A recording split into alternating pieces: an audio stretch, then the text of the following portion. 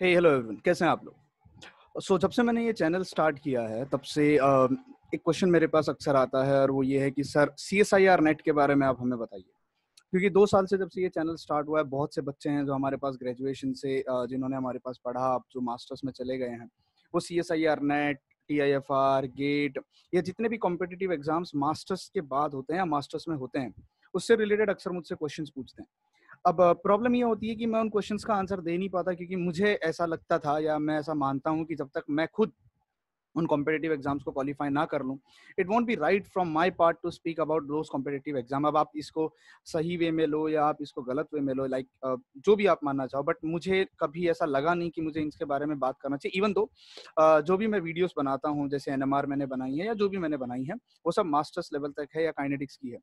तो आज इस पर्टिकुलर सेशन में I am gonna invite very good person. He is none other than Kripa Sindhu Karmarkar, and he is AIR, CSIR NET, JRF AIR 2 in 2019. He did his masters from Pondicherry University, and you won't believe, मुझे ये बता समय बहुत अच्छा लग रहा है, क्योंकि आई थिंक सो इस बंदे ने हर वो एग्जाम क्वालिफाई किया है जो मास्टर्स के बाद या मास्टर्स में होते हुए एक स्टूडेंट देना चाहता है, starting from your IIT JAM, your GATE, SET, BRC, TIFR, food safety officer, UPSC का, जियो साइंटिस्ट का, प्रीलिम्स का एग्जाम क्वालिफाई किया है।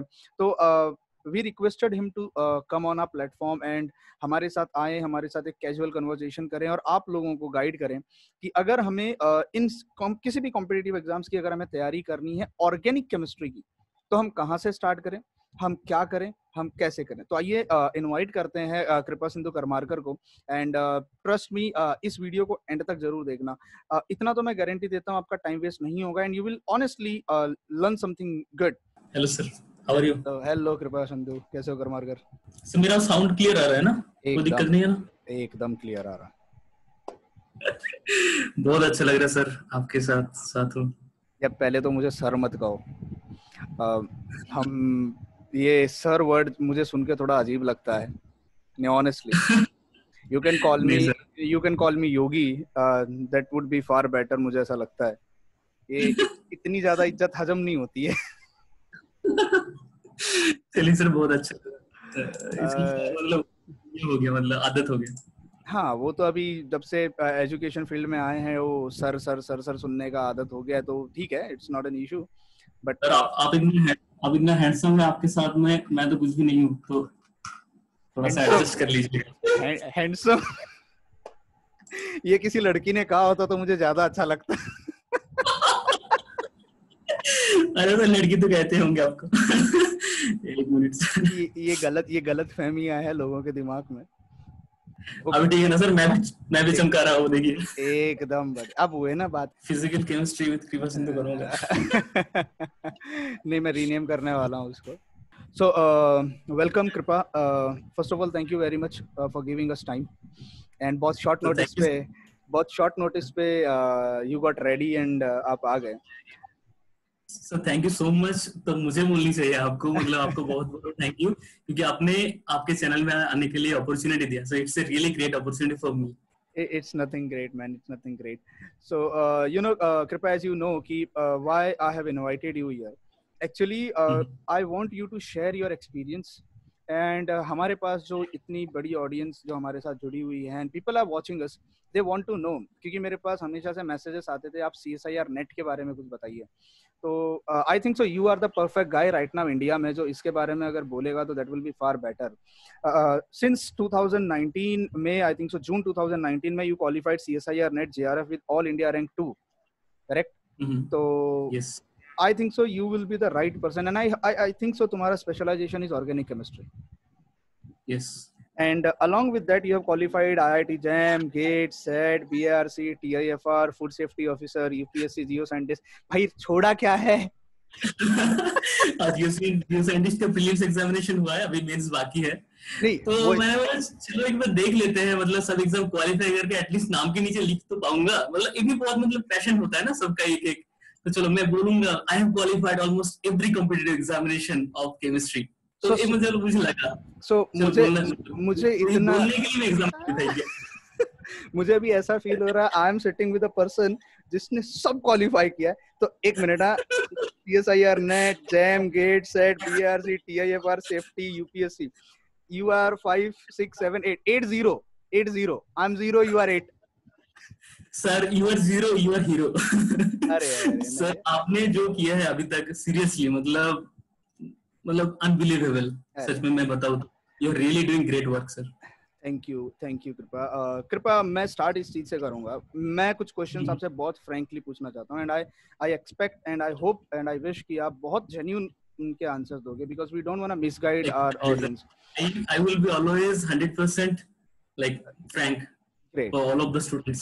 So कृपा, मैं भी सोचता हूँ, मतलब अगर मैंने मेहनत की है तो मैं ऑब्वियसली बोलूंगा मेहनती हूँ मैं। अगर मैं हार्डवर्क किया हूँ तो ऑब्वियसली बोलूंगा हार्डवर्क किया हूँ मैं।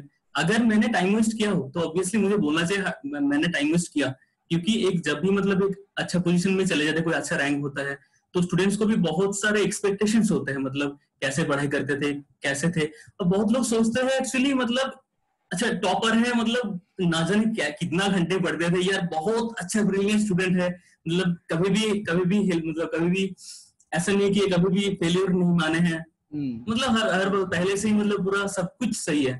लेकिन ऐसा बिल्कुल ही नहीं होता है। हर एक का लाइफ का स्ट्रगल होता है, हर एक का लाइफ का एक पीक पॉइंट होता है, एक लोअर थ्रेशोल्ड जाता है, तो सब कुछ होता है। ये सबके बारे में डिस्कस करेंगे। तो आप लोग मतलब जो चैनल को एग्जैक्टली आप लोग जो देख रहे हैं, मतलब आप बस इस वीडियो को पूरा मतलब अच्छे से देखिएगा, मतलब बहुत ही इंटरेस्टिंग होने वाला है। और आपसे मतलब बहुत लोग का ऐसा जो नॉर्मल कॉन्सेप्शंस होता है, तो बहुत कुछ क्लियर भी होने वाला है। ठीक है, इस वीडियो में कृपया मैं पहले क्वेश्चन के साथ स्टार्ट करता हूँ। मेरा सबसे पहला क्वेश्चन है कि जब हमें CSIR नेट एग्जाम क्यों देना चाहिए? अच्छा, what should be the motive? हाँ, CSIR नेट एग्जाम इसलिए देना चाहिए क्योंकि आपको एक अपॉर्चुनिटी मिलता है, कोई अच्छा इंस्टीट्यूशन जैसे IIT, आइजर या IISc, TIFR तो अलग से एग्जामिनेशन कंडक्ट कराते हैं। तो लेकिन फिर भी इन सारे इंस्टीट्यूशन में अगर आपका CSIR नेट है, एग्जाम क्वालिफाइड है, तो बहुत सारा चांसेस हो जाता है सिलेक्शन होने का, क्योंकि CSIR खुद फेलोशिप प्रोवाइड करते हैं।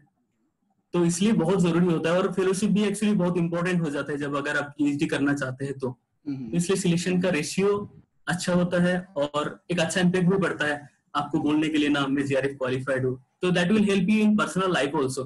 मतलब आप अगर बोलेंगे जो मैं एक एग्जाम क्वालिफाई किया हूँ, तो बहुत एक पॉजिटिव इम्पैक्ट डालता है आपके ऊपर। मतलब आप ये सोचेंगे जो मैं I have qualified this examination, so I have the capability to use this things in my life into reality also. Life में कभी कभी दिक्कत आ सकता है, तो लेकिन तब ये सोचेंगे आप, अच्छा मैं तो एग्जाम क्वालिफाई किया हूँ जो मैं नहीं कर सकता था, तो लेकिन मैं एग्जाम क्वालिफाई कर लिया हूँ, तो अभी तो मैं जो हार्ड सिचुएशन है इसको भी मैं झेल सकता हूँ।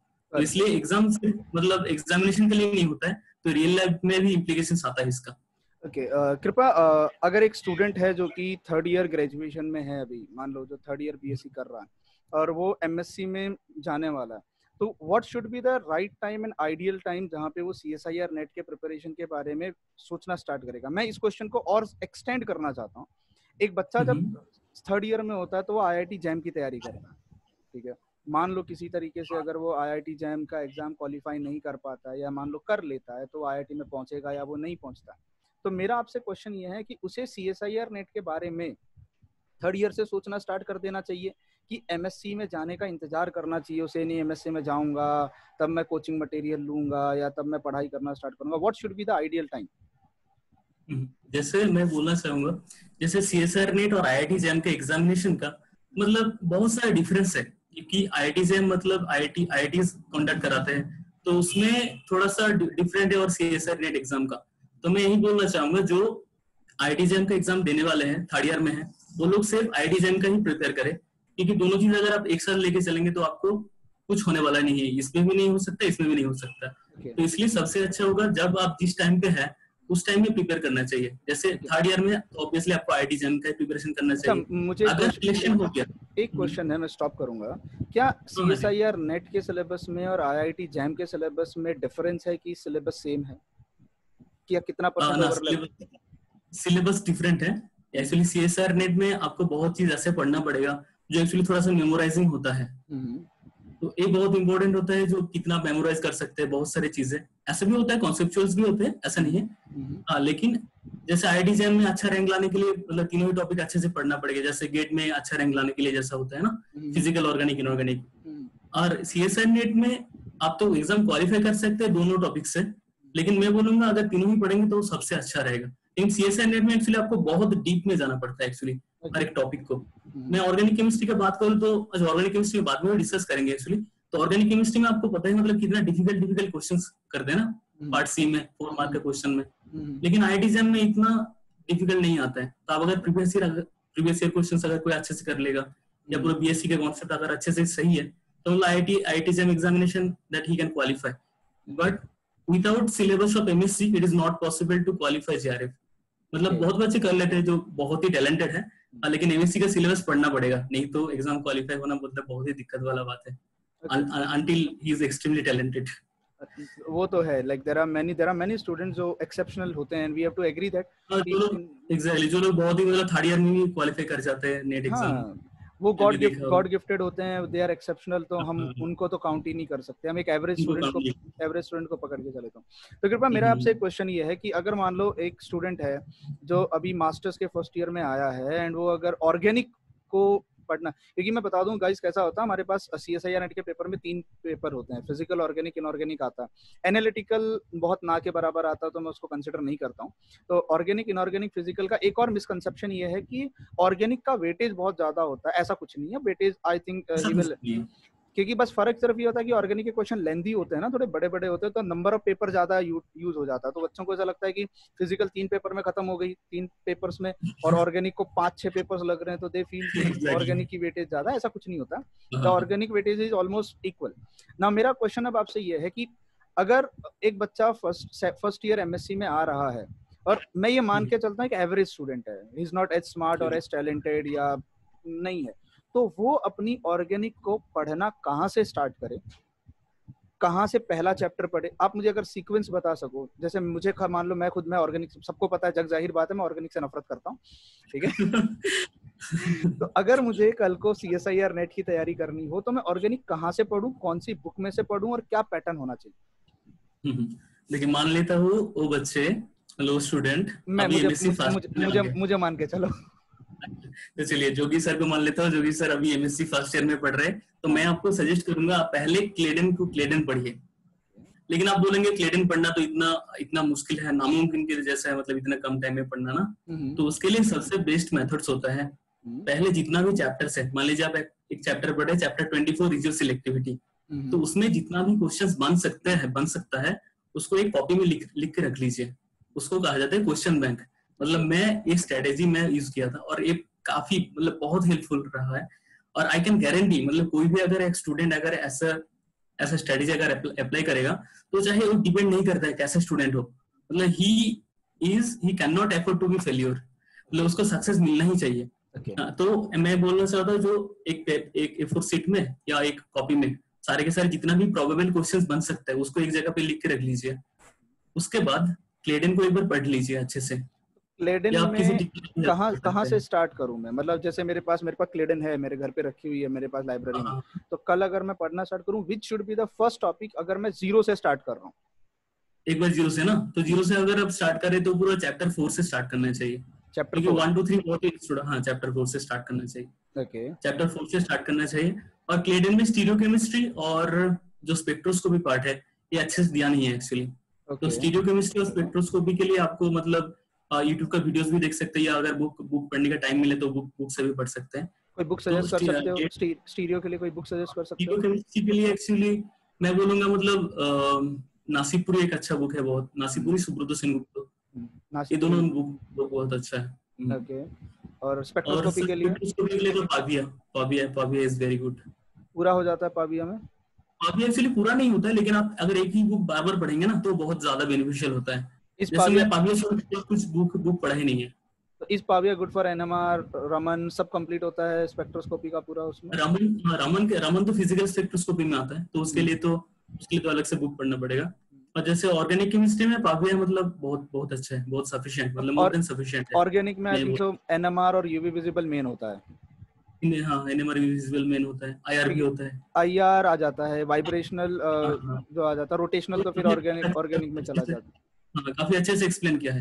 मतलब एक बोलना चाहता हूँ, जो एक बुक आपको 10 बार पढ़ना चाहिए, ना तो 10 बुक एक बार, मतलब ये बहुत हेल्पफुल रहेगा। और जब भी अगर आप कोई बुक पढ़ रहे हैं तो आपको मार्क करके रखना चाहिए, तो उसके बाद क्या होगा, अगले बार जब एग्जाम में बुक पढ़ेंगे तो बहुत ही हेल्पफुल हो जाएगा, आपको इतना टाइम ज्यादा नहीं लगेगा। तो कृपया chapter number 4 correct, chapter number start करना पड़ेगा। हाँ चैप्टर नंबर 4 से हमें स्टार्ट करना चाहिए क्लेडन में। क्लेडन में एग्जैक्टली। अभी फिलहाल मतलब स्पेक्ट्रोस्कोपी एंड स्टीरियो के लिए हम लोग 12, 13, 14, 18 इतना टॉपिक लेफ्ट कर सकते हैं। 12, 13, 14, 18 okay. Spectroscopy and spectroscopy and stereo chemistry. तो आपने स्पेक्ट्रोस्कोपी के लिए तो चलो आपने बैनवेल कह दिया कि बहुत अच्छा है। स्पेक्ट्रोस्कोपी के लिए पाविया, बैनवेल तो फिजिकल केमिस्ट्री के लिए सर। ओके, पाविया आप बोल रहे हो स्पेक्ट्रोस्कोपी के लिए? पाविया, हाँ पाविया का बहुत अच्छा एक बुक आता है जिसमें ये सारा कवर किया गया। और स्टीरियो के लिए आपने नासीपुरी का नाम ले दिया। स्टीरियो के लिए नासीपुरी, और लेकिन ये मैं बोलूंगा स्टीरियो के लिए कोई यूट्यूब का वीडियोस अगर हो सकता है तो देखेंगे तो ज्यादा हेल्पफुल रहेगा, एक्चुअली बहुत कम टाइम में। और सारे के सारे प्रीवियस ईयर क्वेश्चंस इन दोनों टॉपिक का ना, स्पेक्ट्रोस्कोपी और स्टीरियो का, पहले आपको प्रीवियस ईयर क्वेश्चंस करना पड़ेगा। ओके, कुछ भी अगर एक कॉन्सेप्ट है उसका प्रीवियस ईयर क्वेश्चन बहुत ही जरूरी होता है। तो पाविया से ऑलमोस्ट स्पेक्ट्रोस्कोपी पूरा कवर हो जाएगा। मेरा CSIR net point of view से अगर मैं बात करूं, अब ऑर्गेनिक में मेरे लिए इंपॉर्टेंट होता है IR, ऑर्गेनिक में मेरे लिए इंपॉर्टेंट होता है NMR। NMR से मेनली ज्यादा इंपॉर्टेंट होता है, NMR तो बहुत इंपॉर्टेंट होता है। NMR में एक तो H1 NMR आ जाता है, एक 13C NMR आ जाता है। ओके, और कभी-कभी मास स्पेक्ट्रोस्कोपी भी मतलब इससे इंक्लूड किया जाता है, तो इसमें भी प्रीवियस ईयर क्वेश्चन बहुत ही इंपॉर्टेंट होता है, क्योंकि प्रीवियस ईयर अगर क्वेश्चन नहीं करेंगे, चाहे आप कितना भी थ्योरी पढ़ ले, लेकिन फिर भी मतलब एग्जाम में मतलब क्वेश्चंस आना चाहिए, तो इसलिए previous year questions for the stereo and the spectroscopy is very very important. Previous year questions. तो ये स्पेक्ट्रोस्कोपी और स्टीरियो को हम कितना टाइम डोनेट करें या डेडिकेट करें, लाइक कितना इंपॉर्टेंट, और कितने ईयर क्वेश्चंस पर ईयर इसके आने के चांसेस होते हैं? हाँ स्टीरियो केमिस्ट्री तो बहुत इंपॉर्टेंट है, क्योंकि स्टीरियो केमिस्ट्री के बिना तो कुछ भी पॉसिबल नहीं होता है। स्टीरियो केमिस्ट्री बहुत इंपॉर्टेंट होता है। तो अगर मैं नासीपुरी से पढ़ना स्टार्ट करूं तो क्या मुझे बेसिक से पूरा स्टीरियो केमिस्ट्री मिल जाएगा? जैसे नासीपुरी सुब्रत सिंह गुप्ता ये सब मतलब बहुत ही एक्चुअली पीएस कलसी भी है, लेकिन ये सब मतलब बहुत टाइम ले जाएगा। तो आपको अगर इनिशियल फेज में है तो मैं बोलूंगा यूट्यूब वीडियोस मतलब जो एक अच्छा चैनल से तो उनसे देखना ही मतलब पसंद करना सही रहेगा actually. Okay, this is a great point. जो स्टूडेंट्स क्लियर हो जाएगा, उसके बाद प्रीवियस ईयर क्वेश्चंस कीजिए, उसके बाद देखिए हो रहा है या नहीं प्रीवियस ईयर क्वेश्चंस। अगर प्रीवियस ईयर क्वेश्चंस हो रहे हैं फिर ही बुक पढ़ना स्टार्ट कीजिएगा, नहीं तो एक एवरेज स्टूडेंट के लिए अगर क्या करते हैं मतलब बुक पहले से स्टार्ट करते हैं, उसके बाद खत्म नहीं कर पाते हैं और बहुत अननेसेसरी चीजें पढ़ लेते हैं और कुछ भी समझ में नहीं आता है, तो टाइम वेस्ट हो जाता है, लेकिन फिर भी कुछ गेन नहीं होता है, तो इसलिए बहुत बच्चे डिमोटिवेटेड हो जाते हैं। ऐसा बिल्कुल भी नहीं होना है। बुक आपको तभी पढ़ना पड़ेगा जब आप मतलब एक अच्छे लेवल में हैं, उसके बाद ही मतलब आपको स्टार्ट करना पड़ेगा। ओके, तो चैप्टर नंबर 4 के बाद अगर मैं स्टार्ट करूं तो स्पेक्ट्रो और स्टीरियो का बेसिक, देखो मैं इसमें ऐड करना चाहूंगा, अगर आपको IR और NMR का और मास स्पेक्ट्रो का बेसिक्स पढ़ना है तो आप पहले फिजिकल से पढ़ लें। आप फिजिकल से पढ़ लें, बहुत अच्छा पाविया है, एंड फिजिकल का पढ़ना है तो उसके लिए मैं कह सकता हूँ कि बैनवेल बहुत अच्छा बुक है। बैनवेल में काफी अच्छे से, क्योंकि मैंने खुद बहुत वीडियोस बनाए हैं IR वाइब्रेशनल पे, रोटेशनल पे, फिजिकल में तो बैनवेल बेस्ट है। हाँ, तो आप अगर बैनवेल बेस अगर पढ़ के जाते हो और फिर अगर ऑर्गेनिक स्टार्ट करते हो तो आपको एप्लीकेशन बहुत अच्छे से आएगा। लाइक अगर आपने फिजिक्स NMR, H1 NMR और 13C NMR का बेसिक प्रिंसिपल पढ़ा है तो ऑर्गेनिक अप्लाई करना बहुत आसान हो जाएगा उसके बाद आपके। और आपने तो मैं भी आपका वीडियोस देखा है, इसलिए आपने तो NMR मतलब इतना अच्छे से एक्सप्लेन किया है, मुझे तो पता नहीं कोई भी इंडिया में है ऐसा कोई है मतलब इतना अच्छे से एक्सप्लेन किया होंगे, और वो भी पब्लिक प्लेटफॉर्म में। हाँ, हो गया, वो गलती से हो गया बस मेरे से। नहीं सर, गलती से बहुत सच में बहुत अच्छा किया, मतलब पूरा बेसिक से लेकर एडवांस लेवल तक पूरा। मैंने भी एक्सपेक्ट नहीं किया था कि वो इतना अच्छा चला जाएगा और उसको इतना अच्छा सपोर्ट मिलेगा, बट ठीक है, हो गया। सो कृपा आफ्टर चैप्टर नंबर 4 का नाम क्या है? चैप्टर नंबर 4 का नाम है organic reactions, structure of molecules. Organic chapter 4 को भी ये कर सकते हैं, चैप्टर 5 से स्टार्ट कीजिए। ओके, चैप्टर नंबर 5 से अगर हम पढ़ना स्टार्ट करें, चैप्टर 5 से आपको पढ़ना पड़ेगा 41 चैप्टर तक। 5 से 41 तक, 41 तक, हाँ। ओके तो मुझे एक सिंपल चीज बताओ, एक बच्चा अभी जो मुझे और इंग्लिश से मिडिल में आप तीनों चैप्टर्स और भी मतलब ये कर सकते हैं, एग्जाम कर सकते हैं। 39, 42, 43 इसको छोड़ सकते हैं। एक मिनट फिर से रिपीट कीजिएगा। 39, 42, 43। तो 39, 42, 43 और 12, 13, 14 एंड 18 आप इन टॉपिक्स को अगर आप एग्जाम कर दें तो भी चलेगा, ताकि इनका तो हमने आपको सोल्यूशन बता दिया है। अच्छा, ये जो 39, 42, 43 एग्जाम किया है, ये कौन से टॉपिक्स हैं? Actually 39 is very important for, मतलब आप अगर कोई किसी भी इंटरव्यू में जा रहे हैं तो इसलिए इसमें होता है डिटरमिनिंग ऑफ रिएक्शन मैकेनिज्म, एक रिएक्शन मैकेनिज्म को कैसे डिटरमाइन करते हैं, इसमें एक्चुअली इतने मतलब अच्छे से बताया है, तो ये इंपॉर्टेंट है। 39 इंपॉर्टेंट है। आप अगर ऑर्गेनिक केमिस्ट्री से रिलेटेड किसी भी जगह में रिसर्च करने जा रहे हैं तो ये बहुत इंपॉर्टेंट चैप्टर होता है एक। ओके, और 42 एक्चुअली इसमें organic chemistry in daily life और ऑर्गेनिक केमिस्ट्री इन टुडे, तो इसमें मेनली बहुत बड़ा ड्रग्स का सिंथेसिस वगैरह दिया हुआ है, तो एक्चुअली इतना ज्यादा इंपॉर्टेंट है नहीं मुझे जो लगता है, लेकिन आपके पास अगर बाद में टाइम रहेगा, लेकिन ये बहुत इंपॉर्टेंट चैप्टर है एक्चुअली, मतलब बहुत इंपॉर्टेंट, मतलब बहुत अच्छा लगेगा आपको पढ़ने के लिए, मतलब ऑर्गेनिक केमिस्ट्री फील आएगा।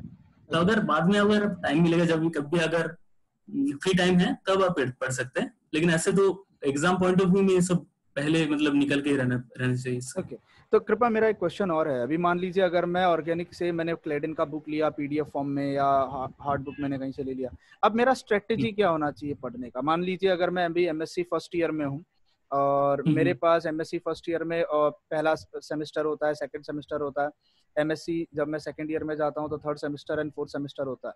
अब मेरा क्वेश्चन आपसे ये है कि मैं एमएससी फर्स्ट ईयर में होते हुए भी नेट का पेपर अटेम्प्ट कर सकता हूँ, मतलब हम दे सकते हैं फर्स्ट, तो क्या हमें वो पहला पेपर देना चाहिए कि हमें इंतजार करना चाहिए? नहीं, मैं ये इसलिए पूछना चाहता हूँ क्योंकि अभी जैसे आपने कहा क्लेडन पढ़ लेना चाहिए, बट क्लेडन को पढ़ने में तो टाइम लगेगा।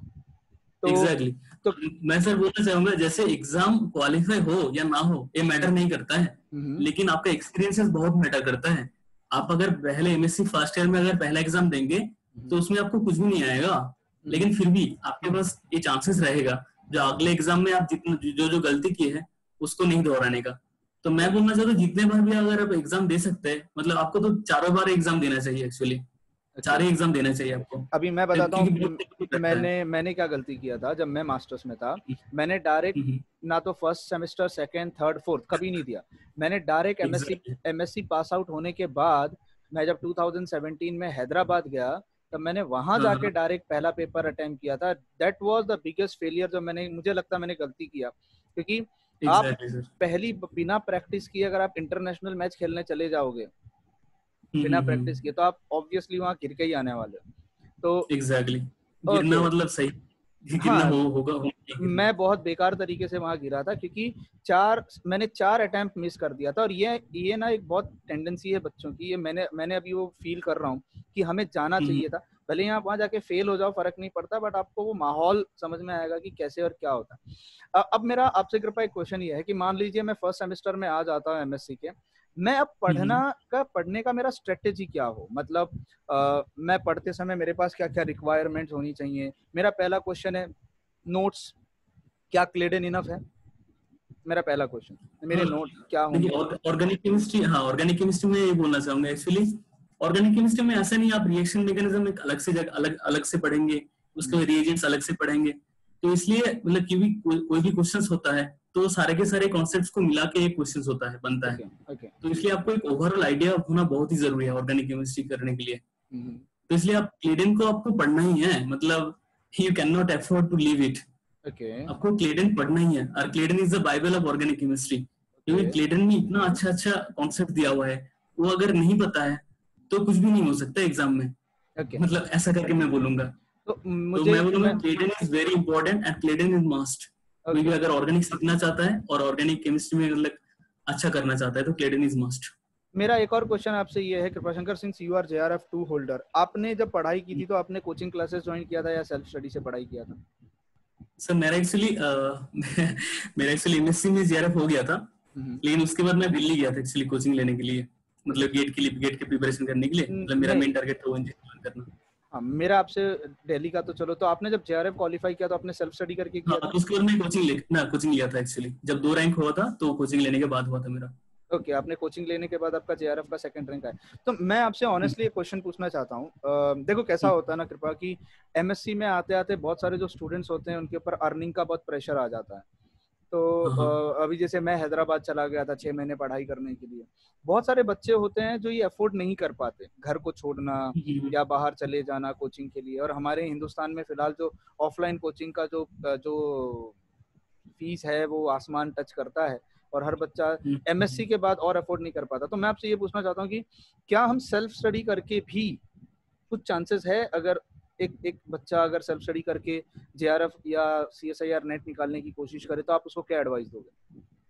एग्जैक्टली पॉसिबल है, क्यों पॉसिबल नहीं है। कोचिंग जस्ट एक प्रोवाइड करते हैं, सिस्टमेटिक वे आपको रहेगा, मतलब आप थोड़ा सा टेंशन में रहेंगे, क्लास टेस्ट वगैरह होगा। लेकिन आप अगर सेल्फ स्टडी कर रहे हैं तो आपको you have to make sure that you are disciplined enough. आपके पास मतलब आप बहुत डिसिप्लिन होना पड़ेगा, कोई डिस्ट्रैक्शन के बिना पढ़ना पड़ेगा आपको, तो ये आपको मेक श्योर करना पड़ेगा।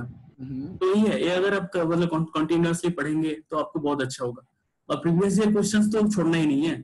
कोई भी अगर टॉपिक अगर पढ़ेंगे तो उसका प्रीवियस ईयर क्वेश्चंस करना बहुत ही जरूरी होता है। अच्छा, प्रीवियस ईयर क्वेश्चन से आपने कहा, तो मुझे प्रीवियस ईयर क्वेश्चंस कहाँ से मिलेंगे, मैं कहाँ से ले सकता हूँ इनको? इंटरनेट? प्रीवियस ईयर क्वेश्चंस एक हिमालय पब्लिकेशंस का एक बुक आता है एक्चुअली, तो उसमें फिजिकल, ऑर्गेनिक, इनऑर्गेनिक सब कुछ सारे के सारे कुछ दिया हुआ है हिमालय पब्लिकेशंस का। तो ये कर सकते हैं एक। और एक मैं पर्सनली बोलूंगा, एक करियर एंडेवर का एक बुक आता है जिसमें सीएसआई नेट का 15 इयर्स का सॉल्यूशन, मतलब 15 इयर्स का क्वेश्चन एंड सॉल्यूशन दिया हुआ है। तो ये दो बुक आप रख सकते हैं एक्चुअली आपके पास। तो हिमालय पब्लिकेशन इसका ईयर वाइज और वो मतलब ईयर वाइज आपको अगर किसी भी जगह में दिक्कत हो सकता है तो वहाँ पे मतलब देख सकते हैं एक्चुअली सॉल्यूशंस। ओके, सो मेरा अगला क्वेश्चन आपसे ये होगा कृपा कि ठीक है, मैं पढ़ रहा हूँ क्लेडन को, तो हमें नोट्स बनाने का हमारा पैटर्न क्या होना चाहिए? लाइक क्या हमें ऑर्गेनिक की हर एक चीज लिख लिख के प्रैक्टिस करनी चाहिए, या मतलब जैसे हम फिजिकल में क्या कहते हैं ना कि आप फॉर्मूला लिख लो बहुत हो जाता है, कॉन्सेप्ट तो आपके दिमाग में रहना चाहिए। तो ऑर्गेनिक में हमारा स्ट्रेटेजी क्या हो? क्योंकि ऑर्गेनिक की प्रॉब्लम ये वास्ट बहुत है, आप जितना पढ़ो उतना कम होता है, और कंफ्यूजिंग बहुत है। मतलब हर रिएक्शन के बाद आपको नेम रिएक्शंस याद रखना या ये सारी चीजों को याद रखना। तो उसकी स्ट्रेटेजी आपने क्या की और हम उसको कैसे टैकल करें? जैसे देखिए, मैं एक चैप्टर का नाम लेता हूँ, रिड्यूस सिलेक्टिविटी, 24 नंबर चैप्टर या 25 number chapter alkylation of enolate. हाँ, तो मैं क्या किया, देखिए आप मुझे बताने देख सकते हैं नहीं, इसमें देखिए मतलब मैं सारे के सारे क्वेश्चन, एक मिनट जस्ट होल्ड ऑन, या शो सारे के सारे जगह पे मतलब एक एक क्वेश्चंस लिख के रखता था। ओके, ऐसे करें तो इसमें क्या होगा, आपका ब्रेन पूरा एक्टिव हो जाएगा, क्योंकि आपके पास कोई आंसर नहीं है इसका। तो आपको इसका आंसर बनाने के लिए आपको खुद को मेहनत करना पड़ेगा, खुद को दिमाग के ऊपर जोर डालना पड़ेगा। लेकिन आप अगर क्लेडन बुक से पढ़ेंगे तो उसमें तो सारे के सारे आंसर है ही, तो आप गलत नहीं करेंगे, और गलत नहीं करेंगे तो सीखेंगे नहीं। तो इसलिए ये बहुत हेल्पफुल है ये क्वेश्चन बैंक, क्योंकि this has the power to change anyone. मतलब जैसे बहुत सारे क्वेश्चन है इसमें, तो ये क्वेश्चन बैंक है। तो आपने सिर्फ क्वेश्चंस लिख रखे हैं यहाँ पे? क्वेश्चन लिख के रखे हैं, हाँ हाँ। तो स्टूडेंट को अगर हेल्पफुल होगा तो मैं मतलब लिंक पे डिस्क्रिप्शन बॉक्स में दे दूंगा। हम दे देंगे, डिस्क्रिप्शन बॉक्स में लिंक दे देंगे इसका। Exactly sir. तो ये क्वेश्चन इसमें सारे सारे चैप्टर्स कंप्लीट करके रखा हो, चैप्टर 5 से लेके मतलब पूरा सारे के सारे चैप्टर तक। ये काफी बच्चे को हेल्पफुल होगा। और इवन मतलब मैं अभी देख रहा हूँ तो बहुत बच्चे जो जिसे ऑर्गेनिक कुछ भी नहीं आता है, वो लोग मेरे क्लासेस में टॉप करते हैं। मैं मेरा कुछ भी नहीं बताऊंगा, लेकिन वो लोग खुद ही मुझे बता रहे हैं, एक्चुअली बहुत अच्छा लगता है। तो ये आपने क्लेडन के जितने भी रिएक्शंस हैं या जो क्वेश्चन प्रोबेबल क्वेश्चन बैंक है वो आपने निकाल के रखा हुआ है? प्रोबेबल क्वेश्चंस नहीं है, सारे के सारे क्वेश्चंस। मतलब इससे बाहर तो कुछ आना ही नहीं है, सारे के सारे कॉन्सेप्ट्स इसमें इंक्लूडेड है। ये मैं भी लूंगा, मुझे भी नेट पास करना है। ग्रेट बुक है इसलिए तो पूरा मतलब पूरा भरा हुआ है क्लेडन का, है ना। देखिए क्लेडन ऐसे लिखा होगा ना, तो ये बहुत ही हेल्पफुल है। मतलब यही अल्टीमेट है जो आपको मतलब ब्रेन को अच्छे से यूटिलाइज करेंगे आप। और क्लेडन एक्चुअली बुक अगर पढ़ेंगे तो ऐसा होगा, सर मुझे तो पता है, ये पता है, ऐसा ऐसे करके हो जाएगा। लेकिन आप अगर गलत करेंगे तो ही आपको समझ में आएगा, जो ना ये तो मैं गलत कर रहा था, इसका आंसर तो ये होगा। अच्छा, क्लेडन से बाहर आने वाला है नहीं, सारे के सारे कॉन्सेप्ट तो क्लेडन के अंदर ही होगा। हाँ, पहले अगर क्लेडन खत्म हो जाएगा उसके बाद कैरोथर एंड ज़ाइफिल। अगर कोई स्टूडेंट ऑर्गेनिक में पार्ट 4 क्वेश्चंस, पार्ट सी का क्वेश्चंस अच्छे से अटेम्प्ट करना चाहता है तो उसको पढ़ना ही पड़ेगा। मैं क्योंकि फालतू का बात नहीं करूंगा, क्योंकि सीएसआई नेट में क्वेश्चंस 4 मार्क्स का क्वेश्चंस का लेवल बहुत ही अच्छा होता है। और अगर आप एक तीनों पढ़ लेंगे। हाँ, सिर्फ क्लेडन पढ़ के नहीं हो सकता है कि मतलब मुझे क्लेडन पढ़ के पार्ट बी का क्वेश्चन हो सकता है, कॉन्सेप्ट्स भी आ सकता है, गेट का सारे के सारे ऑलमोस्ट क्वेश्चंस हो जाएगा, गेट का सारे के सारे क्वेश्चन हो जाएगा, आईआईटी एग्जाम का सारे के सारे क्वेश्चंस हो जाएगा। हाँ, लेकिन सीएसआईआर नेट का पार्ट 4 का, पार्ट सी का जो 4 मार्क्स का क्वेश्चंस होता है, उससे सारे के सारे क्वेश्चंस नहीं होगा। अच्छा, जो स्टूडेंट देख रहे हैं मैं उनको बता दूं, सीएसआईआर नेट का जो एग्जाम होता है वो 3 पार्ट्स में होता है। पार्ट ए जो होता है उसके अंदर आपका जो लॉजिकल थिंकिंग या मैथमेटिक्स जो आता है, जो गवर्नमेंट जॉब्स के लिए हम करते हैं, लोअर लेवल का 8, 9, 10, 11, 12 का जो होता है वो आता है। पार्ट बी जो होता है उसमें 2 मार्क्स के क्वेश्चन होते हैं, जिसमें ऑर्गेनिक, इनऑर्गेनिक, फिजिकल तीनों होता है। और पार्ट सी जो होता है उसमें 4 मार्क्स के क्वेश्चंस होते हैं और उसमें भी ऑर्गेनिक, इनऑर्गेनिक, फिजिकल तीनों का इक्वल वेटेज आता है। बट फर्क सिर्फ ये होता है कि पार्ट बी के जो क्वेश्चंस होते हैं वो रेदर थोड़े स्ट्रेट फॉरवर्ड एंड इजी होते हैं, और पार्ट सी के जो क्वेश्चंस होते हैं उनमें भी बहुत सारे क्वेश्चन स्ट्रेट फॉरवर्ड होते हैं, बट कुछ क्वेश्चंस का लेवल थोड़ा बहुत अच्छा उन्होंने सेट किया होता है। तो पार्ट सी अगर मुझे ऑर्गेनिक का टैकल करना है तो मुझे क्लेडन से आगे बढ़ना पड़ेगा। अच्छा, अगर क्वेश्चंस करना चाहते हैं तो पार्ट बी में क्वेश्चन जो 2 मार्क का होता है वो ऑलमोस्ट हो जाएगा। लेकिन पार्ट्स के क्वेश्चंस कभी-कभी रिसर्च जर्नल में पूछा जाता है, तो हम लोग छोड़ ही रहे। हाँ, एग्जैक्टली इतना लेवल तक जाता है, तो वो लोग तो हम लोग एक्सपेक्ट भी नहीं कर सकते हैं। अच्छा, तो ये जो आपने 3 बुक का नाम लिया, क्लेडन या कैरोथेस का नाम लिया, कैरोथेस का, ये 2 साल में पढ़ के हो जाता है? एक्चुअली डिपेंड करता है मतलब कितना हार्डवर्क कर सकते हैं ना उसके ऊपर। हाँ, उसके ऊपर डिपेंड। मेरा अब आपसे यही क्वेश्चन है कि बहुत बच्चे एटलीस्ट अगर क्लेडन कैरोथेस ना हो तो कैरोथेस या जाइफल अगर ना हो तो क्लेडन इज मस्ट। क्लेडन तो आपको पढ़ के ही जाना पड़ेगा। नहीं, आपने अभी कृपा आपने अभी एक बात कही कि आपसे कितनी मेहनत हो सकती है, तो मेरा अगला क्वेश्चन आपसे ये है, अपने आप को मोटिवेटेड कैसे रखें पढ़ाई करने के लिए? मतलब दिन में मिनिमम ये बच्चे मुझसे पूछते हैं, ये मैं तुमसे पूछना चाहता हूँ, since you are the topper, कितना घंटा पढ़ लेते थे वैसे आप दिन में? सर ऐसा तो मैं सच बताऊं तो मतलब ऐसा मतलब मेरा कोई फिक्स शेड्यूल नहीं होता था। तो एक्चुअली मैं जब कोचिंग करता था एक्चुअली तो उसके साथ मैं मतलब जॉब भी करता था। तो मेरा इधर मतलब सबको पता नहीं है एक्चुअली, तो मुझे इतना टाइम नहीं मिलता था। लेकिन जितना भी टाइम मिलता था मतलब 10 to 8 जॉब करने के बाद उसके बाद मैं मतलब पढ़ाई करने बैठता था। तो काफी मेरे पास इतना टाइम, लेकिन जो एक्सपीरियंसेस था पहले वो काफी हेल्पफुल किया। तो उसका जो कनेक्टिंग द डॉट्स होता है वो काफी मतलब मुझे अल्टीमेटली रिजल्ट मिला मुझे एक्चुअली। तो कभी भी जो आपने ग्रेजुएशन में मेहनत की है, जो 11th 12th करते आ रहे हो, मैं बोलना चाहूंगा पहले देखिए सर, मेरा कुछ भी ऑर्गेनिक में जीरो, मैं ऑर्गेनिक में जीरो। मतलब पहले क्वेश्चंस में मुझे 50 में 4 मार्क्स मिलता था, 50 में 8 मार्क्स मिलता था। उसके बाद ऐसा टाइम होता था मतलब मुझे इलेक्ट्रोफाइल न्यूक्लियोफाइल क्या होता है ये भी नहीं पता है, कहाँ से अटैक कर रहा है, किस लिए अटैक कर रहा है कुछ भी नहीं पता है। उसके बाद कहाँ पे बॉन्ड बनेगा, क्यों बॉन्ड बन रहा है कुछ भी नहीं पता है। तो उसके बाद तो मतलब ऐसा हालत हो गया था एक्चुअली मेरा, मतलब मैं तो फेल करने वाला था। तो उसके बाद मैं जहाँ से पढ़ा था एक्चुअली वो काफी मतलब अच्छा इंस्टीट्यूशन है, रामकृष्ण मिशन विद्या मंदिर, और मैं काफी लाकी हूँ वहाँ पे उस जैसे जगह में पढ़ने का अपॉर्चुनिटी मिला। तो अभी जो टीचर्स है, महाराजा से, साधु ब्रह्मचारी महाराजा से, तो उन्होंने काफी मतलब मुझे मोटिवेट किया कि देखो तुम भी एक एक्चुअली ईश्वर का पार्ट हो, तुम्हारे ऊपर भी स्वामी जी का ब्लेसिंग्स है, तो तुम भी अगर चाहोगे तो कर सकते हो। तुम नहीं चाह रहे हो तो ये तुम्हारा फॉल्ट है ना। तो मैं बोला मैं तो चाहता हूँ, तो फिर अच्छे से चाहो, मैं बोला। तो मतलब उन्होंने बताया, तो फिर मैं सोचा चलो मेरे से जितना भी हार्डवर्क हो सकता है मैं दूंगा, इसके बाद एक टर्म तो ले ही लेते हैं। तो उसके बाद मैंने क्या किया, फर्स्ट सेमेस्टर में मुझे 53% मिला था, सेकंड सेमेस्टर में मुझे 53% नंबर मिला था। एक मिनट, ये जो बच्चे सुन रहे हैं मैं उनको कह दूं, JRF सेकंड होल्डर है 2019, कैन ही जस्ट 53%। तो ये एंट्रेंस एग्जाम क्वालिफाई करना और थ्योरी पेपर क्वालिफाई करने में जमीन आसमान का फर्क होता है। हाँ सर, तो उसके बाद मैं एक्चुअली थोड़ा बताना चाहूंगा एक्चुअली। तो 53% नंबर मिला, उसके बाद मेरा 51% नंबर मिला। उसके बाद मैं पढ़ना स्टार्ट किया, मतलब अच्छे से मेहनत किया, बहुत मेहनत किया, मतलब दिन रात जान लगा दिया। मतलब जहाँ जितना भी टाइम मिलता था तो उतना बार बार लिख के प्रैक्टिस करता था। एक रिएक्शन में कम से कम 50 बार लिख के प्रैक्टिस करता था। मतलब कभी कभी ऐसा होता था मतलब पेजेस खत्म हो जाता था तो पेपर के ऊपर लिखने लगता था, जो मतलब चाहे खत्म ना हो जाए जल्दी से, क्योंकि मुझे तो करना ही है। तो उसके बाद ऐसा हो गया, सारे के सारे रिएक्शंस मेरे दिमाग के अंदर चलने लगा, मतलब सपना में भी वही देखता था, क्योंकि मुझे करना ही था ऑर्गेनिक केमिस्ट्री, मतलब मैं प्यार करता था उससे, ऑर्गेनिक केमिस्ट्री से, तो मुझे करना ही था चाहे कैसे भी करके ना। तो उसके बाद ऐसा हुआ, अगले बार एग्जाम दिया, लेकिन मुझे 56% मिला नंबर।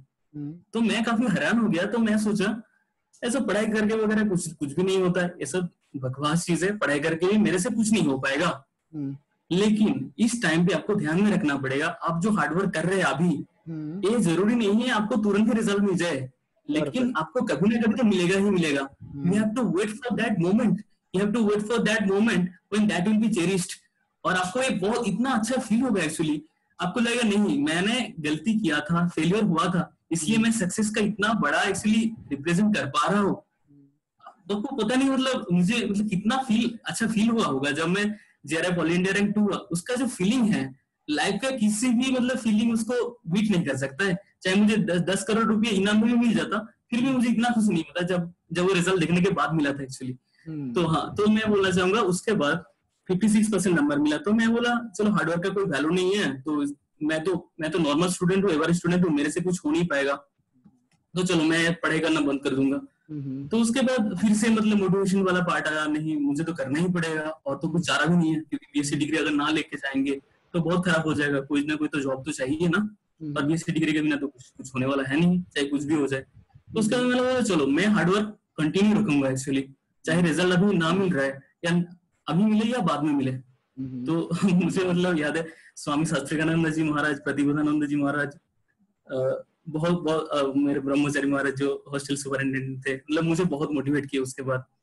तो उसके बाद मैं और एक बार फिर से लग गया एक्चुअली। तो आपको ये लगना बहुत जरूरी है, चाहे आप फेलियर हो लेकिन आपको लगे रहना पड़ेगा, एक दिन रिजल्ट मिलेगा। उसके बाद मैंने इतना मेहनत किया, तो उसके बाद मेरा रिजल्ट लगा 79%।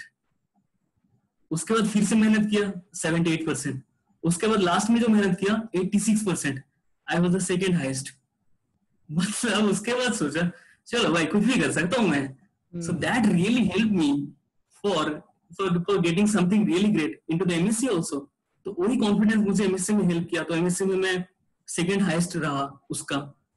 तो वही मतलब लाइफ में अगर कुछ आप अचीव करते हैं तो उसको आपको मतलब काफी ना काफी जगह पे हेल्प करेगा ही, चाहे आप कितना कंपटीशन में है। तो आपको ऐसा मेंटालिटी रखना बहुत ही जरूरी है। आप फेल कर सकते हैं, लेकिन फेल करना कोई बहुत बड़ी बात नहीं होता है। लेकिन आप फेलियर को सुधारने के बाद आप अगर ट्रैक में नहीं आ रहे हो, तो ये आप that in that time you are doing the actual mistake, and that is not actually mistake, that is a blunder. आपको खुद के ऊपर भरोसा रखना बहुत ही जरूरी है। अगर खुद के ऊपर भरोसा नहीं रखेंगे तो ये अल्टीमेटली एग्जाम क्वालिफाई करना एक बड़ी बात नहीं है, लेकिन आप खुद के ऊपर भरोसा रखोगे तो लाइफ का जिस भी स्ट्रगल हो तो आप उसको ओवरकम कर सकते हैं। तो मैं यही बोलना चाहूंगा एक्चुअली। कृपा मैं क्वेश्चन पूछूंगा यहाँ पे, मैं आपको सॉरी इंटरप्ट किया, क्योंकि मैं उस पॉइंट पे पूछना चाह रहा हूँ। मैं ये पूछना चाह रहा था कि जैसे आपने कहा आपके कुछ महाराज थे या जो भी जिनको आप मानते हो, उन्होंने आपको बहुत मोटिवेट किया। ये मोटिवेशन जो होता है ये कितना लाइफ में जरूरी होता है, और इस मोटिवेशन को हम कहाँ ढूंढें? क्योंकि बच्चे अक्सर कहते हैं सर मोटिवेट कर दो, सर मोटिवेट कर दो, सर मोटिवेशनल की पिल दे दो, सर हमें दवाइयाँ दे। How to keep yourself motivated for studies? क्या दिमाग में हम रखें कि इतना फेलियर हो? क्योंकि मैंने देखा है बहुत बच्चों को, एक बार फेल हो जाते हैं गिव अप कर देते हैं, 2 बार फेल हो जाते हैं गिव अप कर देते हैं। मैंने खुद नहीं किया, जब मैंने फर्स्ट टाइम मैं फेल हुआ बहुत डिमोटिवेट हो गया था, मैंने खुद ने गिव अप करने का सोच लिया था। उसके बाद मैं गया 2 बार एग्जाम देने के लिए, बट उस मूड से नहीं गया जिस मूड से जाना चाहिए था। How to keep yourself motivated even after getting multiple failures? जैसे आपने कहा कि आप हुए थे, तो how can you do this? दुनिया में किसी भी चीज को अगर मोटिवेशन लाना है तो you are the best motivator of yourself. दुनिया में चाहे कोई भी अच्छा एक मोटिवेटर आपको मोटिवेट कर दे, कुछ फर्क नहीं पड़ने वाला है। आपको एक दिन मोटिवेटेड हो जाएंगे, 2 दिन मोटिवेटेड हो जाएंगे, लेकिन 3 दिन से आप वही काम करने लगेंगे जो आपका डिस्ट्रैक्शन वाला काम था। तो इसलिए आपको सेल्फ बिलीव और सेल्फ मोटिवेशन कहाँ से आएगा? सेल्फ मोटिवेशन वहां से आएगा, आपको खुद को अच्छा समझना पड़ेगा। आपको बोलना पड़ेगा मैं अच्छा हूँ, और अच्छा बोलने के लिए क्या करना पड़ेगा? आपको अप्रिशिएट खुद को तभी करना पड़ेगा जब अगर आप अच्छा कर रहे हैं एक्चुअली। जैसे देखिए मान लीजिए मैं क्या करता था, तो हर एक चैप्टर को मैं ऐसे क्वेश्चंस बना लेता था, क्वेश्चन पेपर। तो उसके बाद मैं एग्जाम देता था। अच्छा टाइम सेट कर लेता था, मेरे पास इतना टाइम है, तो इतने टाइम के अंदर मुझे एक्चुअली करना है, दिखाना मतलब सही इसको सॉल्व करना है। तो देखते थे 50 क्वेश्चंस में से मेरा कितना क्वेश्चंस हो रहा है। तो उसके बाद देख मतलब पहले तो इतना नहीं आता था, पहले तो 20 या 25 क्वेश्चन सही होता था, उसके पहले तो 10 क्वेश्चन सही होता था। उसके बाद मतलब मैं जितना जितना प्रैक्टिस करते गया तो देखा अच्छा 40 out of 50 that means I am really doing great, और इससे बाहर तो कुछ होने वाला नहीं है। तो चलो मैं पूरा कवर कर लूंगा, कुछ छोड़ के जाऊंगा ही नहीं। तो इसलिए ऐसा हो सकता है, तब आपको सेल्फ मोटिवेशन मिलता है, और self motivation is the biggest motivation. और अगर मोटिवेशन आप ढूंढना चाहते हैं तो आप खुद के पेरेंट्स को देखिए, और आप देखिए आप जिस मौका पे पहुंचे हैं तो उसके लिए आप कितना स्ट्रगल किए हैं, कितना हार्डवर्क किया है ना। क्योंकि आपने अगर बीएससी पास किया है, एमएससी पास किया है, मैं तो बहुत स्टूडेंट को देखा एक्चुअली उन लोगों के पास अपॉर्चुनिटी भी नहीं होता बीएससी एमएससी पास करने का, या 11-12 तक पढ़ने का भी अपॉर्चुनिटी नहीं मिलता है। तो you are really lucky enough that you are getting the opportunity, that you are saying that you are qualified class 12, you are qualified BSc। so आपको मतलब मतलब क्या बोले, मतलब बहुत सारे स्टूडेंट पैसे की वजह से बहुत लोग स्टडी अफोर्ड ही नहीं कर पाते हैं, उनके लिए जीना ही मतलब ऐसा एक पैशन जैसा हो जाता है। तो पढ़ाई करना तो बहुत बड़ी बड़ी की बात है। तो आपको एक अपॉर्चुनिटी मिला है तो इसको आपको अच्छे से यूटिलाइज करना पड़ेगा। ऐसा कुछ करना पड़ेगा जैसे मतलब ना आप कुछ दे सकते हो एक्चुअली सोसाइटी को, है ना। चाहे मॉनेटरी फॉर्म में तो हो भी सकता है, नहीं भी हो सकता है, एजुकेशन के फॉर्म में दीजिए या कैसे करके भी दीजिए। अभी मैं ऑर्गेनिक केमिस्ट्री को ऐसा मुझे बनाऊंगा that I will be great teacher of organic chemistry. I will read all of the books that is related to organic chemistry, and I'll be organic chemistry teacher. At that day, I have decided that. And he did that, and he has got his own YouTube channel. आप अगर ऊपर लोगो देख रहे हैं तो I would request everyone just go visit the channel, go there, and I won't say subscribe because आपको अगर वो चीज अच्छी लगती है तो आप अपने आप को सब्सक्राइब करने से रोक ही नहीं पाओगे। मैं इस चीज की मुझे ऐसा लगता है, मैं गारंटी देता हूँ कि अगर आपको एक बंदे का हार्डवर्क अच्छा लगता है तो you will obviously subscribe it, you will obviously like it, and this is indeed a motivational, एक मोटिवेशन है हमारे लिए भी कि हमारी जिस तरीके से आज की जो जनरेशन यहाँ वहाँ डाइवर्ट हो गई है, एंड इन्फ्लुएंसर्स के चक्कर में हम पड़ गए हैं, सोशल मीडियाज के चक्कर में हम पड़ गए हैं। It's very tough in today's time to keep yourself focused and keep yourself motivated, and specially at an age when parents are like. अच्छा, मैं एक क्वेश्चन पूछना चाहता था, what is the role of your parents in your success? How you see it? Like उन्होंने कभी family pressurise किया या अर्निंग के लिए आपको कभी फोर्स किया, नहीं अभी अर्निंग बहुत जरूरी हो गई है, तो what is the role of your parents in your success, what you are or whatever you did in your past? क्या रोल है उनका? I want to say that they are the reason why I am who I am। तो ये तो इसलिए सबका parents होते हैं एक्चुअली, मतलब उन लोगों का काफी ज्यादा रोल होता है। तो मैं उनसे भी देख के सीखता था, मतलब इतना मेहनत करते हैं एक्चुअली, तो वो लोग अगर इतना मेहनत कर सकते हैं, मैं एक्चुअली खुद पढ़ाई कर रहा हूँ तो पढ़ाई में क्यों नहीं कर सकता हूँ ना। तो आपको मोटिवेशन आपको पेरेंट्स से भी बहुत मिल सकता है। So I hope कृपा आपकी जो आपने जो बताया क्लेडन के बारे में और कैरोथर के बारे में जो बताया, आई होप हमारे जो स्टूडेंट्स हमें सुन रहे हैं वो इसको फॉलो करेंगे। Any more tips or any more advises from your side that you would like to convey or you would like to give to the students who are preparing for, या जो तैयारी कर रहे हैं CSIR नेट की, उनके लिए आप कुछ एडवाइजेस, कुछ टिप्स देना चाहेंगे? अच्छा, तो एडवाइस देने का जब बात आता है एक्चुअली, तो बहुत बच्चे एक्चुअली सोचते हैं मेरे से नहीं हो पाएगा। मैं एक्चुअली हर एक वीडियोस में बोलता हूँ, और मैं सोचता हूँ ये वीडियोस बोलना बहुत ही जरूरी है। तो you always have the two tracks, whether you will give up or you have to bounce back. So I request you all that you have to take the opportunity of bouncing back. आपको ऐसा लगता है मतलब अभी नहीं मिल रहा है success, 2 दिन बाद नहीं मिलेगा, लेकिन एक दिन ऐसा आएगा आपको सक्सेस मिलेगा ही मिलेगा। That is not my word actually, that is my realisation.